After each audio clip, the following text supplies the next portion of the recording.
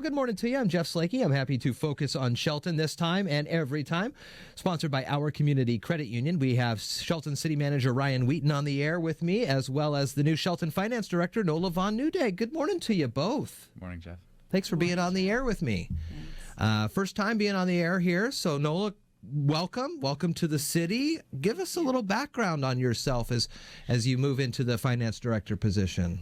Well, I have been in government service for almost 3 decades. Spent the last 29 plus years at Thurston County Fire District 3. You probably know it as Lacey Fire.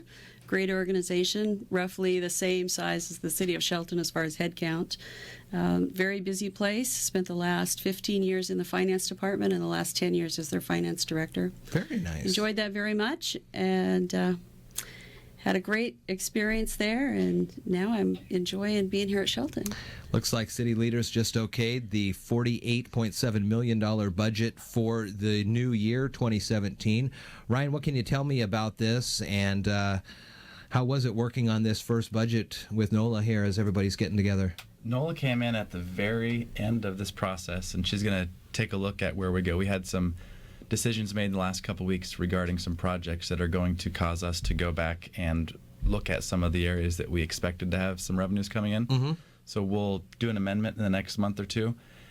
With regard to what it looks like compared to previous budgets, this year when we met with department directors and talked about the budget process, we really wanted to focus on staff over the stuff that we have purchased in the past. So we increased a couple positions to full-time. One of the more important ones was our community service position is going to be a full-time position next year, which is a great benefit not only to the city, but to the people that get to give back in that community service. And then we also looked at providing opportunities for staff to develop in their roles, so we expect to see some exciting things in that area. And then I think another important thing that we did this year is we really looked at the projects, and we've talked about this before in the last couple weeks. We tried to figure out what are we actually going to get done, not just the next year, but feasibly in the next couple of years. And if we didn't foresee ourselves getting those projects done, then we need to address those, and we've done that in the last month or so. Were those projects that you recently stepped away from, were those part of the initial budget talks as we move forward in the year, and those are kind of the things, Nola, that you had to look back on and fill in those gaps? Correct. They've been placeholders essentially in our budget for years, up to 17 years for one of them. The other thing here, it says you are forecasting a total tax revenue for next year of about $7.1 million. Conservative rate there at 5% a year. You think that's kind of what we're looking at here?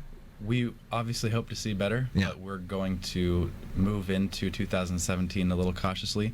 We expect to do some work around planning in 2017 so that we can hopefully be more aggressive with business recruitment and business retention in 2018, and part of that will go into some of the new positions that we hope to add. We're looking at a communications position, so we have had Dylan Barrett for the last couple months, and his temporary position is running out, and we were lucky enough to get it funded for next year, so we'll be posting that job in the near future. And then in addition to that, we expect to bring on some economic development support.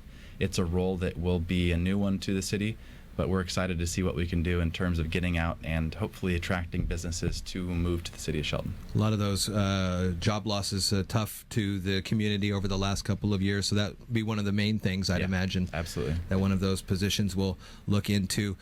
Nola, when we look at this budget versus other budgets around the area, and obviously we don't want to speak to those other ones, but is there any play here for the different departments? There's a lot of firm numbers. When we look at the county, these are the numbers. These are the numbers. There's no changing in these. Is there a little bit of wiggle room on some of these departments for folks if cost overruns do show up? I think there's some potential for that, Jeff.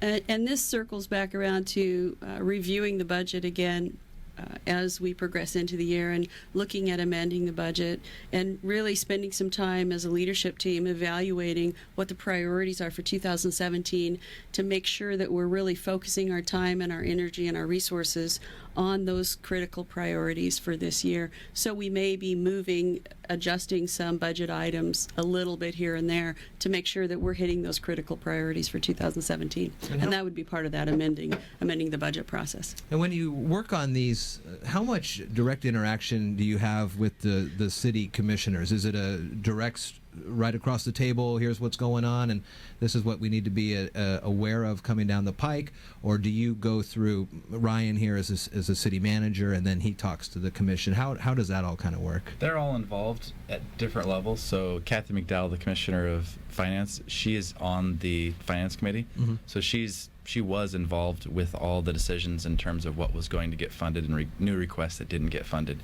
So an example of that would be the police budget, where they asked for things, weren't able to get all those things that were requested, and while their budget did increase somewhat, they didn't get the exact budget that they wanted, and she helped us make those decisions. The other commissioners are involved in conversations both in public, and then when I meet with them one-on-one, they're able to give me their indications of what they want to prioritize. And then prior to me coming on board, there was a retreat done where they prioritized some things, including the TBD funds that are going to be spent on the roads next year. All right. Well, we're looking ahead to 2017, and we hope good things. We are looking at some conservative rates of tax revenue here in the city, but hopefully those numbers increase, and we'll be here to talk about it on the Focus on Shelton. I'm happy to have Ryan Wheaton here, Shelton City Manager, and Nola Von Neudegg, the new Shelton Finance Director. Additionally, Ryan, you have one more note on Christmas tree pickups. Christmas tree pickups, the 9th through the 13th. If you put your Christmas tree out, as long as it has ornaments and everything stripped off it,